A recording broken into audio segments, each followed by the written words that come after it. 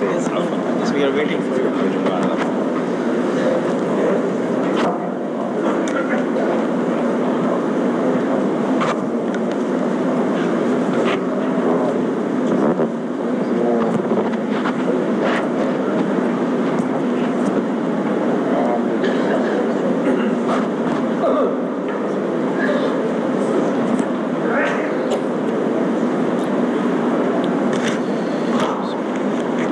صلوا على محمد وآل محمد.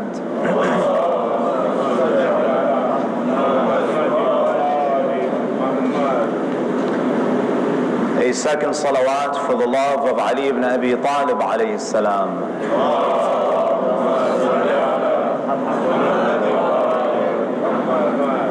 For the hastening of the reappearance of the Imam of our time, a third salawat in the loudest of your voices.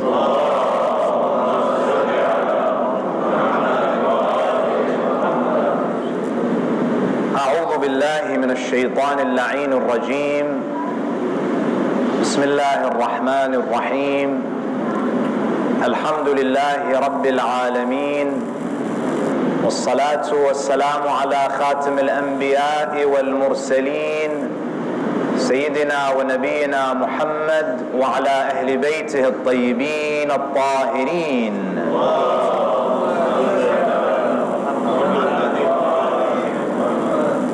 ولعنة الله على أعدائهم ومنكر فضائلهم من الآن إلى قيام يوم الدين.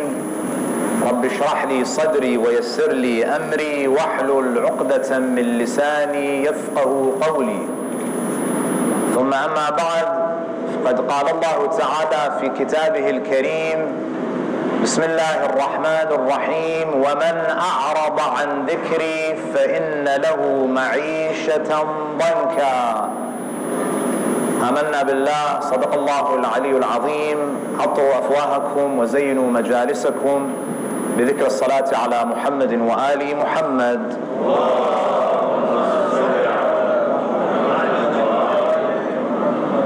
Respected scholars, elders, brothers and sisters, Assalamu alaikum wa rahmatullahi wa barakatuh. It would not be an exaggeration if I were to tell you that every single day I receive messages from people around the world who are battling depression, anxiety, and stress.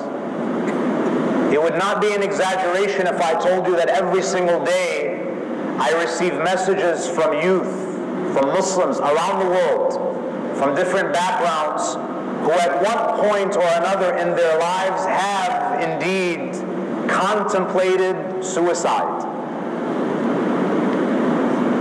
My respected brothers and sisters, one of the biggest problems that we have in our modern age is the problem of depression. Now, I don't intend on giving you clinical advice on how to treat depression, because this is beyond the scope of my expertise. But it would not be an exaggeration to say that part of the problem is we are experiencing what I would call a global spiritual crisis. Now, not everyone who is depressed because there's a problem with their iman. There are some who may have a chemical imbalance, who because of some genetic problem, they have a propensity towards depression. But in the same way that when we get sick, we use a combination of medicine and spiritual remedies, I would argue that even if someone is depressed, there needs to be a holistic approach. There needs to be the combination of seeing a counselor, a therapist, but we also have to address the spiritual side of the problem. Over the past few years, we have seen some of the most prominent people in Hollywood, in entertainment, people who have money, they have popularity, If you write their life on paper, they have everything. But you find that even people who are successful by modern standards live with this paralyzing emptiness that sometimes pushes them to end their lives. The famous fashion designer this past year, Kate Spade, took her life. She was the head of a fashion empire. She was wealthy, she was educated, she traveled the world, she had a beautiful family. There was something about her life that wasn't good enough. There was an emptiness. Now there's no denying that there may have been issues, chemical imbalances, but there's no doubt that there is something happening around the world. People seem to be empty. You talk to people, they have money, they have food, they have shelter, but there's still something missing. Robin Williams, the famous comedian, many of you used to grow up watching him. He used to make you laugh, but it seems that he was one of the saddest people. There was something missing. And this is not a problem that is affecting developing countries. If you look at the most affluent country in the world, the United States, people have money generally. They have all of the amenities that are not found in the developing world. Do you know, my dear brothers and sisters, that over 60 million Americans battle depression? It's a staggering statistic. 1 in 6 Americans have to take antidepressants to be able to function. Now why is that? Is it because there's no food? Is it because there's no shelter? There's no access to education? What is the problem? Allah subhanahu wa ta'ala addresses this in the ayah that I began with. Before I speak about the ayah itself, what is leading all of these people? Why do we see this global epidemic? What is the cause of it? Why are people so miserable? Why do they feel so empty? There are a number of reasons, my dear brothers and sisters. There are a number of factors that contribute to depression, to this long-term sadness, to this sorrow, to this anxiety, this uneasiness that people feel. One of the things that people tell me in their messages is that they say, Sheikh, I don't feel like anyone cares about me. I feel like my life doesn't matter. I look at this universe and I feel like I'm this small little speck and I have no worth. No one cares about me. And this mindset, feeling worthless, feeling like nobody cares about me, is contributing to this. Now, from an Islamic perspective, and I'll address these one by one, there are Islamic solutions to all of these problems. So one of them is this feeling that I look at myself and I look at the world around me and I feel that no one cares. No one cares. Some have even said to me, Sheikh, if I took my life, it wouldn't even matter. Because my life didn't matter. So why would my death matter? This is what they say. So this is one problem, this feeling of worthlessness. Number two, I would also argue that another factor that has contributed to this worldwide depression, this anxiety, this feeling of estrangement is social media. You know, the irony of social media is that it's supposed to make us social, but those who use it excessively become antisocial. There are some of us, we don't have real friends. We don't have real relationships. We have what? I have 5,000 friends on Facebook. I have this many friends on Instagram, on Twitter. You have friends on social media, and there are some benefits. No one's denying. I'm not telling you that it's haram to use social media. Many of you probably know me because of social media. We don't want to be hypocritical.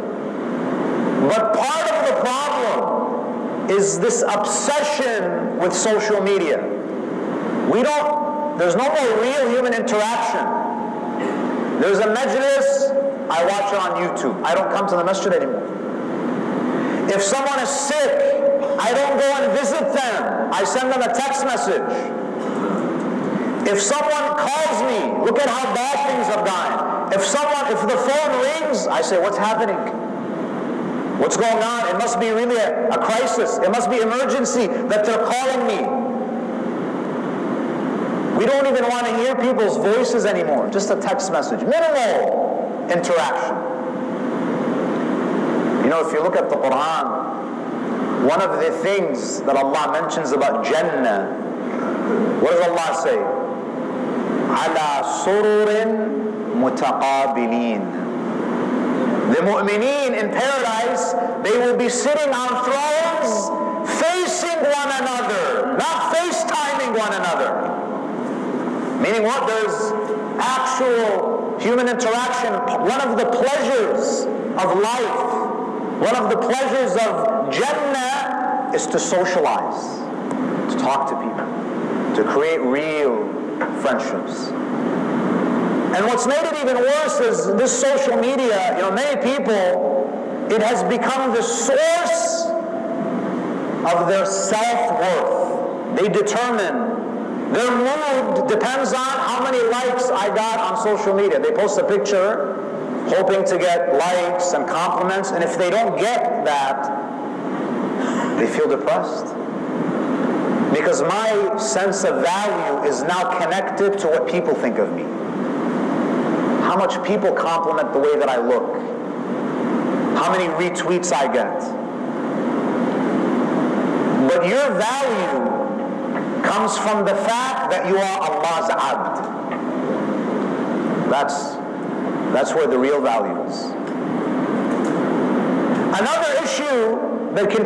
Another factor that contributes to depression is that Hollywood, pop culture, Netflix, all the world around us, pop culture has decided, wants to dictate, wants to indoctrinate into you what it means to be successful. What does it mean to be successful? The commercials that you watch, the movies that you watch, all of this, they tell you that if you buy this car, you'll be successful. That if you just bought this model, you'll be happy. That if you buy this handbag, the latest Louis Vuitton handbag, if you get that, you'll be happy. If you buy this house, if you buy the Gucci shoes, the Prada sunglasses, if you buy these things, you'll be happy. If you look like this, makeup tutorials. If you look like this, if you dress like this, this is what beauty is. And what do we try to do? We try to imitate that. And when you fall just a little short, you feel depressed.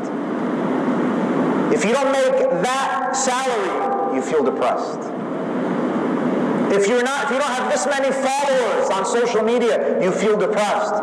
Because society has told you that these are the factors that make someone successful. And the list continues. But I want to address especially the first factor, which is this feeling of just being worthless. No one cares about me. You'd be surprised, brothers and sisters.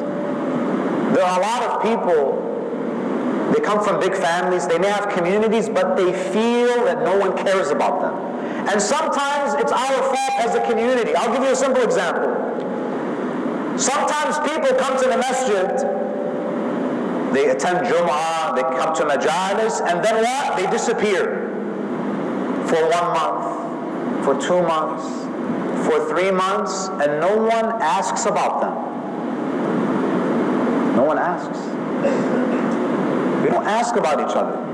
So when people complain that I don't feel like anyone cares. To a certain extent, they're right. Because as communities, we don't act like we care about each other. We pray side by side, but if I ask you, what's his name? You don't know his name. The one who you're praying behind, you don't know him. Some of us, we don't know each other's financial situation. The person who's praying next to you might be so faqir that he cannot even pay his basic bills. You don't know because you're living in your own world. You're not concerned. You don't pay attention. Amir al-Mu'mineen, he says, do not, if you see your brother in need, do not compel him to even ask. Give him before he asks.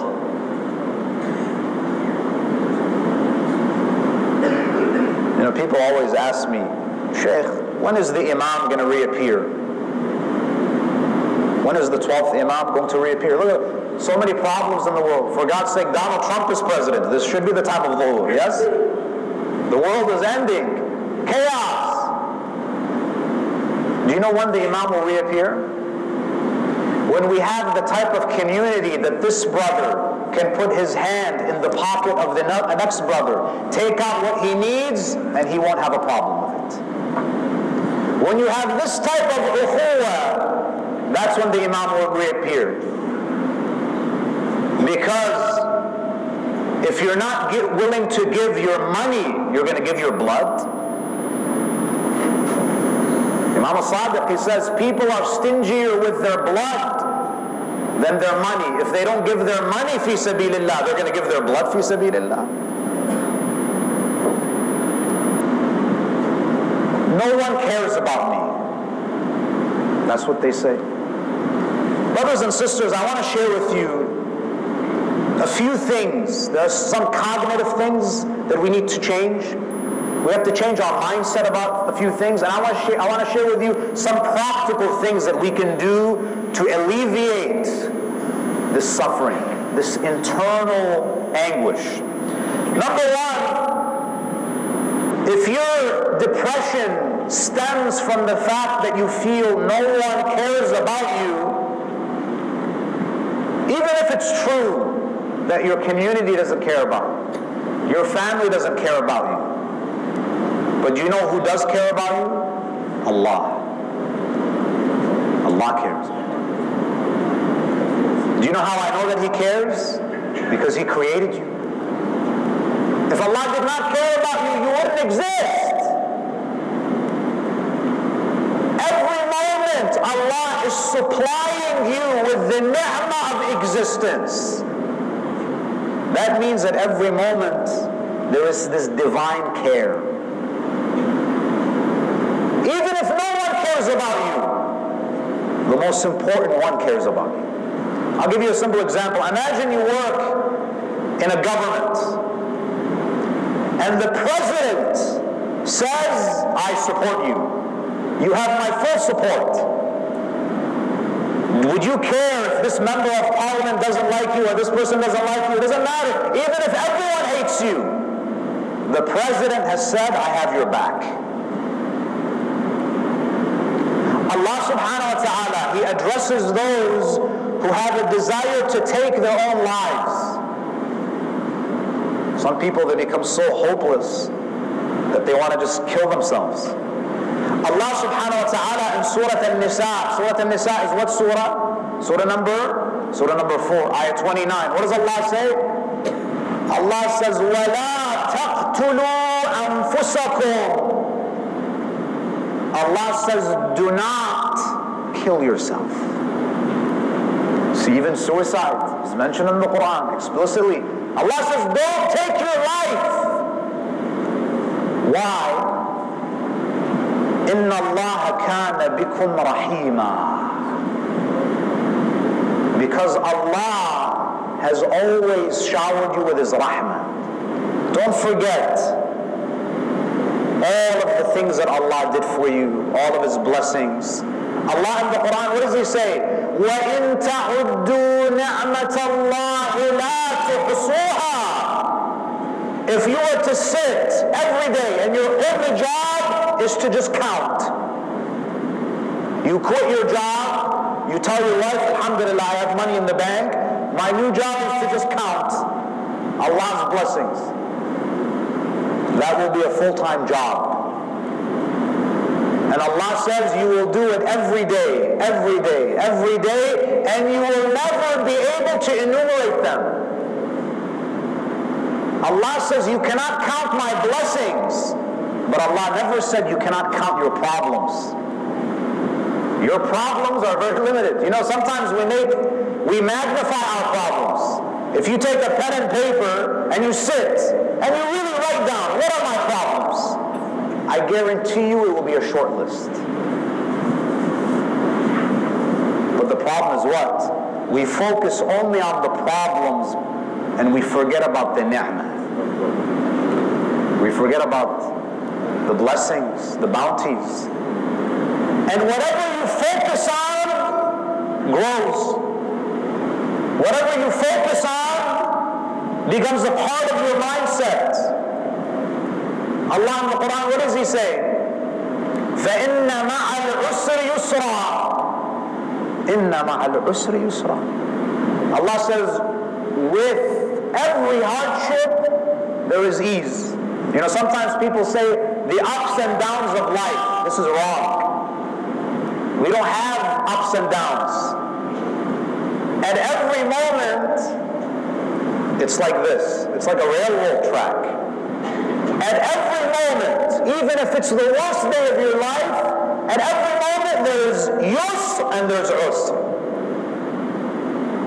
Even if you lose your job, even if you lose everything, at that moment, it's a big musibah, but at that moment you can still breathe. At that moment your heart is still beating. At that moment you have eyes. With every hardship, at every moment, there is ease and there is hardship. But it's up to you. You want to focus on this or that? Allah didn't say after, because if you say life is ups and downs, that means now it's a down and I have to have sabr until there's an up. Allah says no. Ease and hardship run parallel in your life. They run parallel. And I'll conclude with this hadith, and inshallah we'll continue our discussion tomorrow. If Allah cares about you, and Allah does care about you, that's enough. That's enough. And this is what Imam al-Hussein alayhi salam, he teaches us. This is what Imam al-Hussein teaches us in Dua Arafah. Look at the Imam.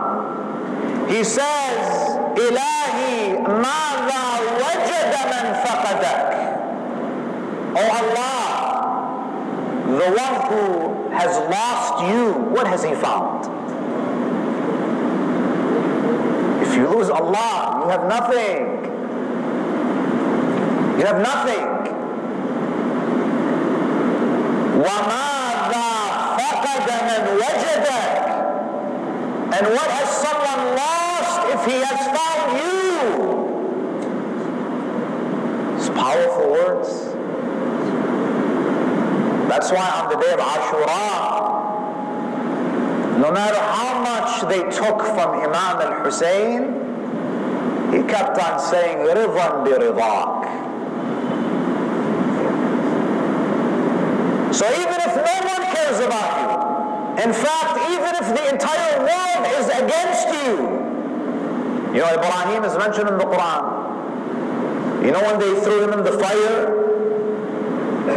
Do you know how old Ibrahim was? When the mushrikeen catapulted him into the fire, he was a teenager.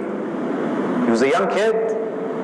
He was a ghulam. He was a fata, as the Quran says. Young man. The entire community, it's not that they don't care about Ibrahim, it's worse. They want to harm Ibrahim. They throw him in the fire. The whole world is against Ibrahim. But who is with Ibrahim? Allah. قُلْنَا يَا نَارُ كُونِي بَرْدًا وَسَلَامًا عَلَى إِبْرَاهِيمَ. O fire. Now who would have thought that Allah, even he's in the fire, Allah is going to save them? قُلْنَا يَا نَارِ. And this shows you in the life of prophets, when Musa came to the Red Sea, he didn't know how Allah is going to help him. Allah at the last minute says, اضرب بعصاك البحر. When Ibrahim is going into the fire, he doesn't know that Allah is going to make the fire bardan wa salama. Allah says, don't worry about how I save you. Know that I will save you. Ya naru kuni bardan, bardan. Why didn't Allah just say bardan? Because Ibrahim would have froze. Imagine the power of Allah. The same fire that generates heat, Allah can take that power away from it, and the fire will make him freeze. So Allah has to say, bardan wa salaman ala Ibrahim. Allah cares.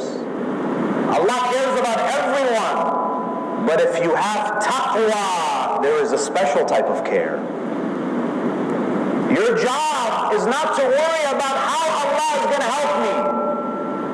Your job is to worry about whether I have taqwa in this moment or not. And I'll end with this. You know, sometimes Maulanas, they say, I'll end with this, and it's 2 hours. But I promise, this is the last one.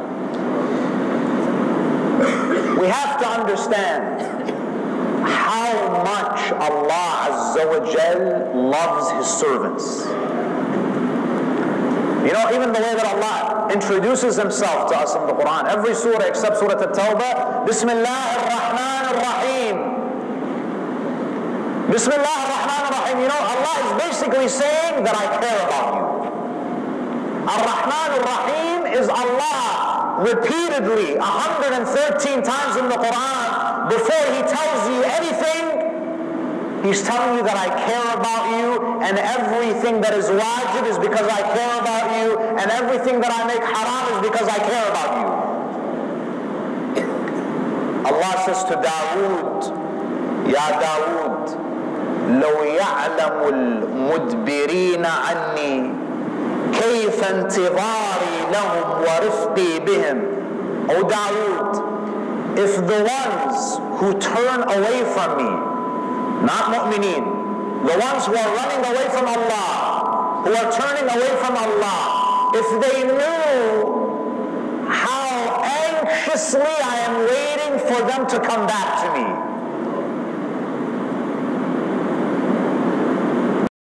وَشَوْقِ إِلَىٰ تَرْكِ مَعَاصِهِمْ لَمَاتُوا شَوْقًا إِلَيْهِ.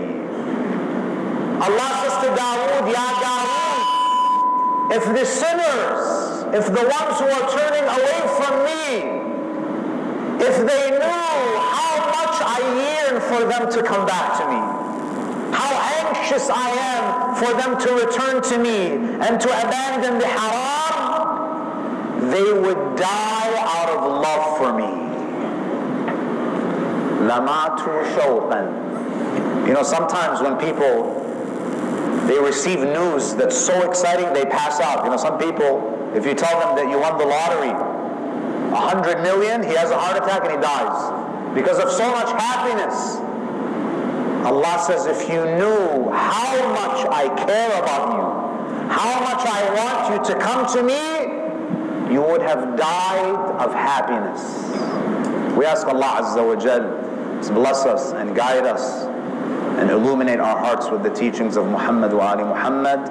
Wa akhiru da'wana alhamdulillahi rabbil alameen wa sallallahu ala Muhammadin wa alihi at-tahirin.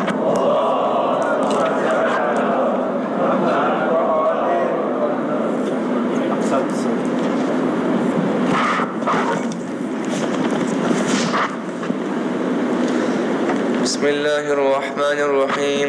السلام عليك يا رسول الله، السلام عليك يا نبي الله، السلام عليك يا أمير المؤمنين وسيد